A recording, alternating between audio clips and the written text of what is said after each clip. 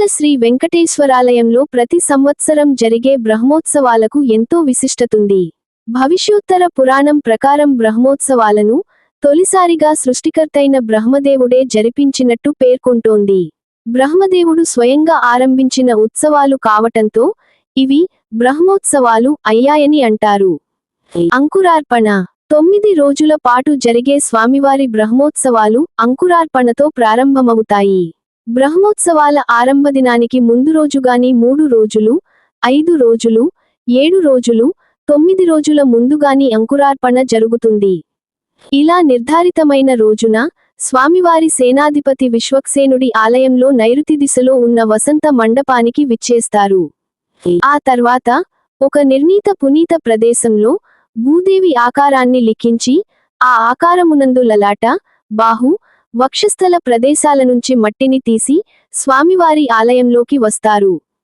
దీన్నే మత్సంగ్రహణం అంటారు. యాగశాలలో ఈ మట్టితో నింపిన 9 పాళికలలో 9 నవధాన్యాలను పోసి పూజలు చేస్తారు. శుక్లపక్ష చంద్రునిలా పాళికలలోని నవధాన్యాలు సైతం దినదినాభివృద్ధి చెందాలని ప్రార్థిస్తారు. అందుకే ఈ వేడుకలన్నీ శుక్లపక్షంలో జరుగుతాయి. అంకురాలను ఆరోపింపజేసే కార్యక్రమం కాబట్టి ఇదే అంకురార్పణ అయింది. మొదటి రోజు ధ్వజారోహణం. బ్రహ్మోత్సవాలు ఆరంభమయ్యే తొలి రోజున జరిగే ఉత్సవం ధ్వజారోహణం.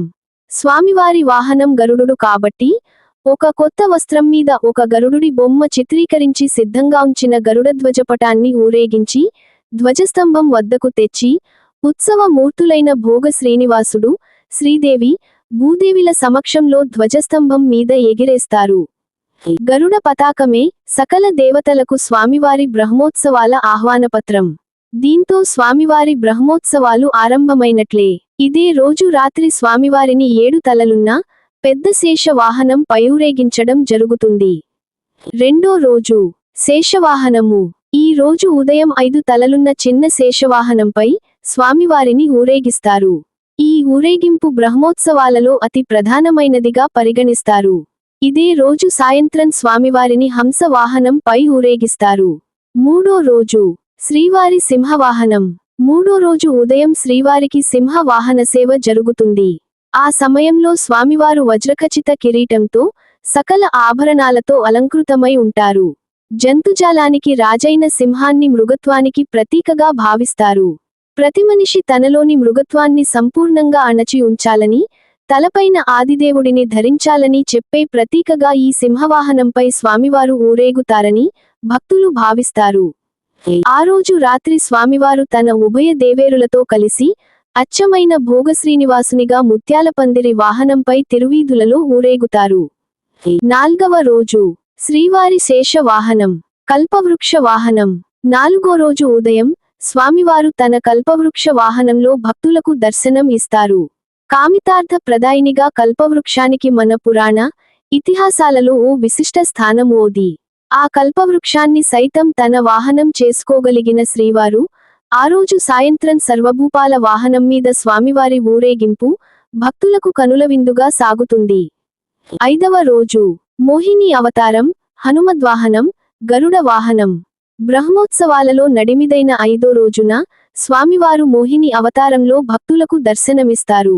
మోహిని అవతారంలో ఉన్న స్వామి వజ్రాలు, రత్నాలు పొదిగిన హారాన్ని ధరించి తన చేతితో చిలుకను పట్టుకొని ఉంటారు. ఈ రోజుదయం హనుమద్వాహన సేవ జరుగుతుంది. హనుమంతుడు శ్రీరాముని నమ్మిన బంటు. త్రేతాయుగంలో తనకు అపార సేవలందించిన ఆ భక్తుడిని తాను మర్చిపోలేదంటూ ఆ బంటుకు మళ్లీ తన సేవాభాగ్యం కలిగించే దివ్య దృశ్యమిది. స్వామివారి ప్రధాన వాహనం గరుడుడు. అందుకే గరుడుడిని ప్రధాన భక్తుడు, ప్రథమ భక్తుడోటారు. 5వ రోజు రాత్రి స్వామివారిని గరుడ వాహనం పై ఊరేగిస్తారు.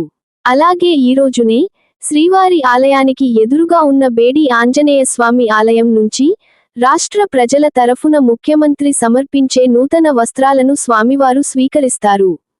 6వ రోజు గజవాహనం. 6వ రోజు రాత్రివేళలో స్వామివారు గజవాహనం మీద తిరువీధులలో మెరిసి భక్తులను మురిపిస్తారు.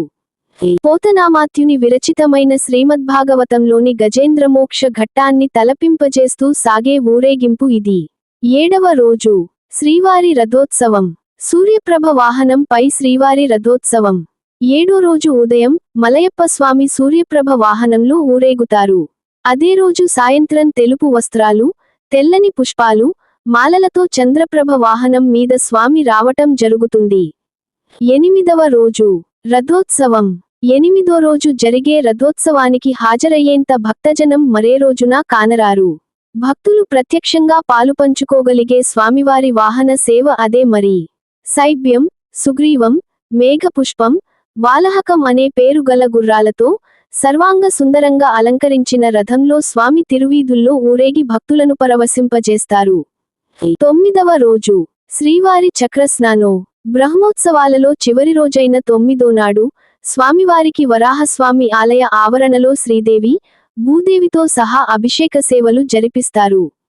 ఆ తర్వాత సుదర్శన చక్రానికి స్వామి పుష్కరిణిలో పుణ్యస్నానం చేయిస్తారు.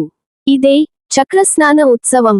చక్రస్నానం జరిగే సమయంలో స్వామి పుష్కరిణిలో స్నానాలు చేస్తే పాపాలు నశిస్తాయని భక్తుల విశ్వాసం.